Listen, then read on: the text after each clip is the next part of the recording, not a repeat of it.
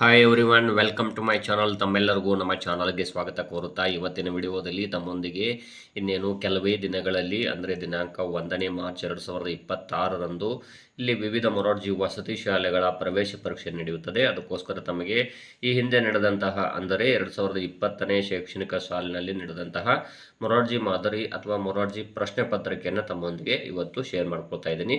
ನಿನ್ನೆ ದಿನ ನಾನು ತಮ್ಮೊಂದಿಗೆ ಕನ್ನಡ ಮತ್ತು ಇಂಗ್ಲಿಷ್ ವಿಷಯದ ಪ್ರಶ್ನೆ ಪತ್ರಿಕೆಯನ್ನು ಶೇರ್ ಮಾಡ್ಕೊಂಡಿದ್ದೆ. ಇವತ್ತು ಗಣಿತ ವಿಷಯ ನೋಡೋಣ. ಇಲ್ಲಿ ನೋಡ್ಬೋದು, ಮೊದಲನೇದಾಗಿ 3 ಸೆಂಟಿಮೀಟರ್ ತ್ರಿಜ್ಯವುಳ್ಳ ವೃತ್ತವೊಂದು ಹೊಂದಿರುವ ವ್ಯಾಸ ಅಂತ ಹೇಳಿದ್ದಾರೆ. ನೋಡ್ರಿ, 3 ಸೆಂಟಿಮೀಟರ್ ತ್ರಿಜ್ಯ ಇದೆ ಅಂದರೆ ಅದರ ಡಬಲ್ ಇರ್ತದೆ ವ್ಯಾಸ. ಹಾಗಾಗಿ ಇಲ್ಲಿ 6 ಸೆಂಟಿಮೀಟರ್ ಆಗುತ್ತದೆ. ಇಲ್ಲಿ ತ್ರಿಜ್ಯ ಎಷ್ಟಿರುತ್ತೆ ಅದರ 2 ಪಟ್ಟು, ಅಂದರೆ ಇಲ್ಲಿ 3 ಇದ್ರೆ ಅದು 6 ಆಗುತ್ತದೆ. 9 ಮೀಟರ್ ಉದ್ದದಲ್ಲಿ ಎಷ್ಟು ಸೆಂಟಿಮೀಟರ್ಗಳಿವೆ? ಇಲ್ಲಿ 90, 900, 9099 ಅಂತ ಇದೆ. 100 ಮೀಟರ್ಗೆ ಅಂದರೆ ಇಲ್ಲಿ 100 ಸೆಂಟಿಮೀಟರ್ಗೆ ಇಲ್ಲಿ 1 ಮೀಟರ್ ಆದರೆ, ಹಾಗಾದರೆ ನೋಡ್ತಾ ಹೋಗಿ, ಇಲ್ಲಿ 100 ಸೆಂಟಿಮೀಟರ್ಗೆ 1 ಮೀಟರ್.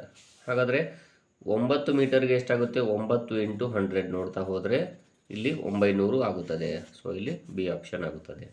5 ಸೆಂಟಿಮೀಟರ್ ಉದ್ದವುಳ್ಳ ಚೌಕದ ಸುತ್ತಳತೆ ಇರುವುದು.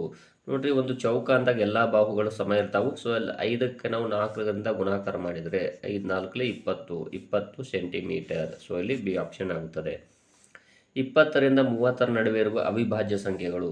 ನೋಡ್ರಿ, ಅವಿಭಾಜ್ಯ ಸಂಖ್ಯೆಗಳು ಅಂದರೆ ಕೇವಲ ಒಂದು ಮತ್ತು ಅದೇ ಸಂಖ್ಯೆಯಿಂದ ಭಾಗ ಹೋಗುವಂಥದ್ದು. 20ರಿಂದ ಅಂತ ಹೇಳಿದ್ದಾರೆ ಅವರು.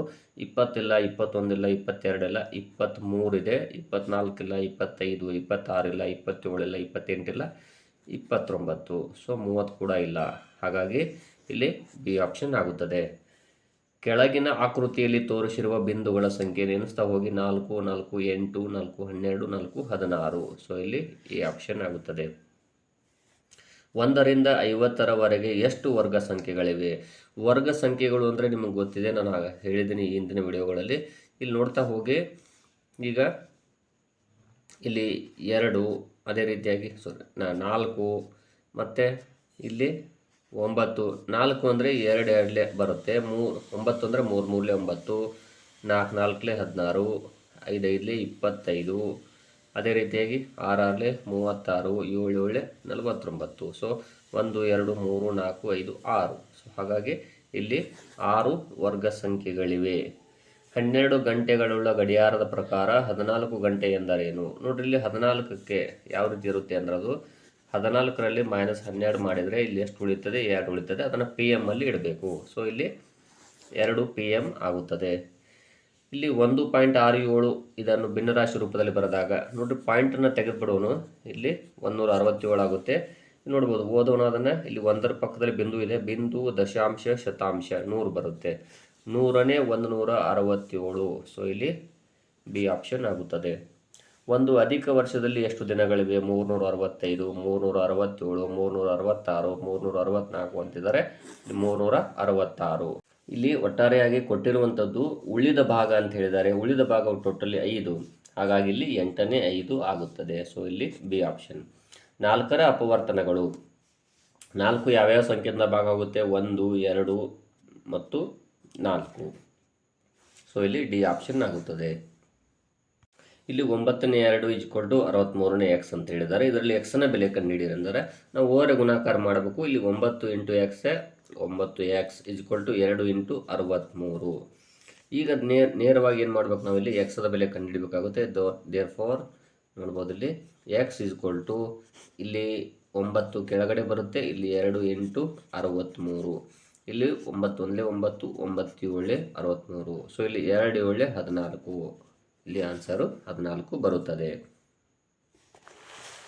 ನೆಕ್ಸ್ಟ್ ನೋಡ್ಬೋದು, ಇಲ್ಲಿ 1378 ಮೀಟರ್ಗಳನ್ನು ಕಿಲೋಮೀಟರ್ಗಳಾಗಿ ಪರಿವರ್ತಿಸಿದಾಗ ಇಲ್ಲಿ ನೋಡ್ಬೋದು 1.378 ಆಗುತ್ತದೆ. ಅದನ್ನು ನಾವು 1000ಕ್ಕೆ ಭಾಗಾಕಾರ ಮಾಡಿದಾಗ, ಸೊ ಇಲ್ಲಿ 1378ಕ್ಕೆ ನಾವು ಯಾವ ರೀತಿ ಅಂದರೆ ಅದನ್ನು ಭಾಗಾಕಾರ ಮಾಡಬೇಕಾಗುತ್ತೆ.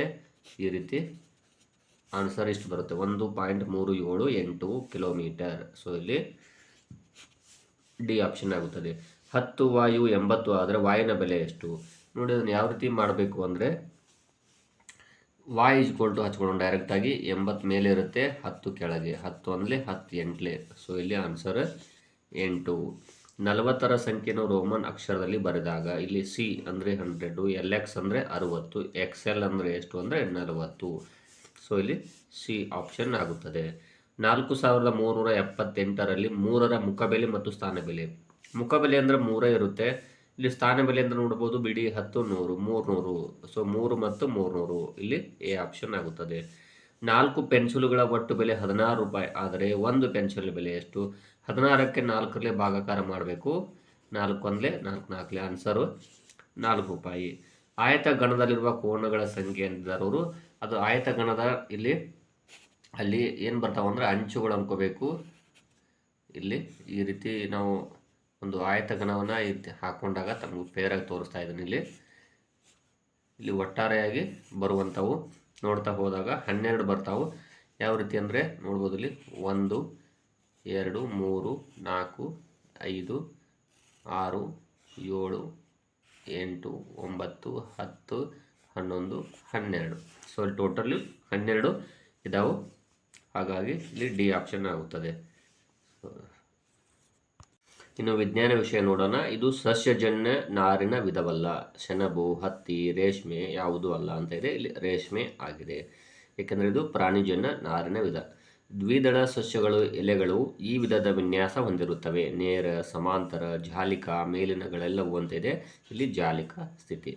ಹೊಲಿಗೆ ಯಂತ್ರದ ಸೂಜಿಯ ಚಲನೆ ಈ ಪ್ರಕಾರದ್ದು. ವೃತ್ತಾಕಾರದ, ಭ್ರಮಣ, ಆವರ್ತಕ, ಸರಳ ರೇಖೀಯ ಅಂತ ಇದೆ. ಇದು ಆನ್ಸರು ಸರಳ ರೇಖೀಯವಾಗುತ್ತದೆ.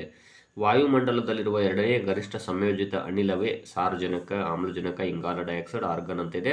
ಸಾರಜನಕ 78% ಇರ್ತದೆ, ಆಮ್ಲಜನಕ ಇಲ್ಲಿ 21 ಇದೆ. ಸೊ ಸೆಕೆಂಡ್ ಯಾವುದು ಅಂದರೆ ಇಲ್ಲಿ ಆಮ್ಲಜನಕ. ಶೇಂಗಾ ಕಾಳನ್ನು ಹುರಿದಾಗ ಇದು ನಾಶವಾಗುತ್ತದೆ. ಎಣ್ಣೆ ಅಂಶ, ರುಚಿ ಅಂಶ, ಜೈವಿಕ ಅಂಶ ಯಾವುದೂ ಅಲ್ಲ ಅಂತ ಇದೆ. ಇಲ್ಲಿ ಎಣ್ಣೆ ಅಂಶ ನಾಶವಾಗುತ್ತದೆ. ವಂಶ ಪರಂಪರೆಯ ರಚನೆಯಲ್ಲಿ ಮಹಿಳೆಯ ಸಂಕೇತ ಇದಾಗಿದೆ. ಚೌಕ, ಬಾಣ, ವೃತ್ತ, ತ್ರಿಕೋನ ಅಂತ ಇದೆ. ಇಲ್ಲಿ ವೃತ್ತ ಆಗಿದೆ. ಇದು ಮಣ್ಣಿನ ಉಪಯೋಗವಲ್ಲ. ಕೃಷಿ, ಉದ್ಯಮದಲ್ಲಿ, ಕಟ್ಟಡಕ್ಕಾಗಿ ಯಾವುದೂ ಅಲ್ಲ ಅಂತ ಹೇಳಿದ್ದಾರೆ. ಉದ್ಯಮದಲ್ಲಿ ಇದು ಬಿ ಆಪ್ಷನ್ ಆಗುತ್ತದೆ. ಸ್ವಾಭಾವಿಕ ಸಸ್ಯವರ್ಗಗಳ ಅವಶೇಷಗಳಿಂದ ಉಂಟಾದ ಇಂಧನ. ಕಟ್ಟಿಗೆ, ಇದ್ದಿಲು, ಕಲ್ಲಿದ್ದಲು ಈ ಎಲ್ಲವೂ ಅಂತ ಇದೆ. ಇಲ್ಲಿ ಆನ್ಸರು ಕಲ್ಲಿದ್ದಲು.